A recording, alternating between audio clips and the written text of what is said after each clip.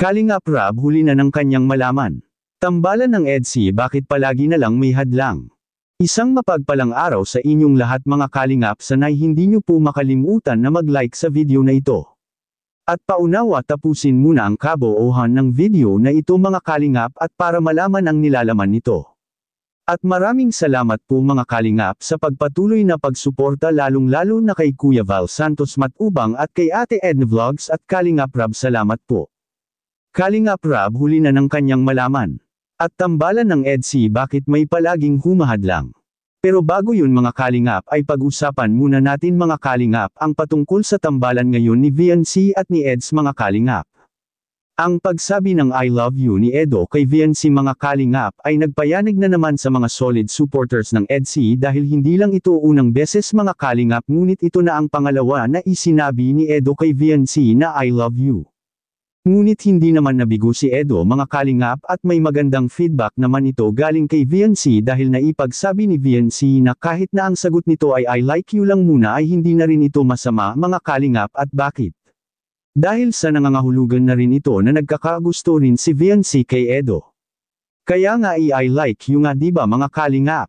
Ang katumbas doon ay nagkagusto rin si VNC kay Edo, ngunit hindi pa lang muna sa ngayon, hanggang gusto lang muna ni VNC si Edo dahil may dapat pang tatapusin si VNC mga kalingap ang kanyang pag-aaral.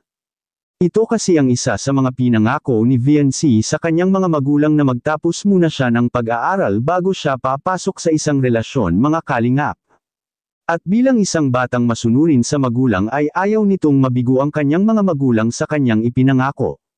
Kilalang kilala si VNC ng kanyang mga magulang, kaya nga ang mga magulang ni VNC mga kalingap ay malaki ang pagtitiwala nito kay VNC kahit anong gustong gagawin ni VNC at plano sa buhay ay nakasuporta palagi ang kanyang mga magulang sa kanya mga kalingap dahil alam nila na matalino si VNC at matured na kung mag-isip.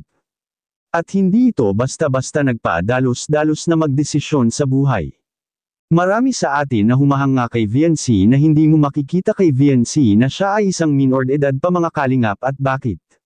Dahil napaka-mature na niya kung mag-isip at alam na nito ang tama at kung ano ang mali mga kalingap.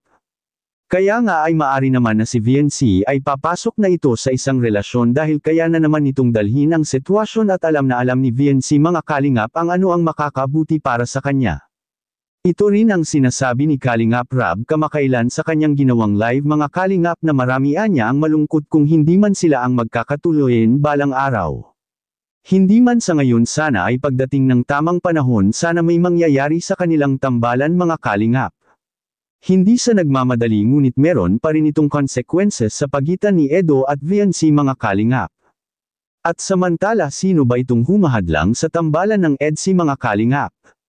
Yan ay atin nang malalaman ngayon, marahil gustuhin man ni VNC na sagutin si Edo sa panliligaw nito sa kanya mga kalingap sa ngayon, ngunit hindi pa talaga ito po pwede. At bakit?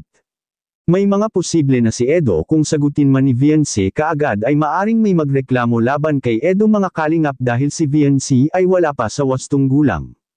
Kaya mas mainam na hintayin sa tamang panahon at para wala nang makapaggambala pa at malapit na rin si VNC mga kalingap maging isang ganap na dalaga. Wala nang isang taon ang kailangang hihintayin ni Edo para kay VNC. At sa kabilang dako naman Kalingap Rab huli na ng kanyang malaman. Ano kaya ito mga kalingap? Yan ang ating makikita sa video. Nakakilig yung part na I love you sagutin. Oo nga po, grabe. Saka po mga kalingap, talagang di po talaga namin alam yung ano na yun, yung pinag-uusapan nila. Diba? Kasi syempre maingay, may mga tao sa paligid, kaya sila lang po talaga yung nag-uusap. Silang dalawa lang po yung nagkakaintindi. Nalaman na lang po namin kapag ine-edit na. Ganun po. Ako po nalaman ko na lang yung pinag-uusapan kapag nag-edit na eh.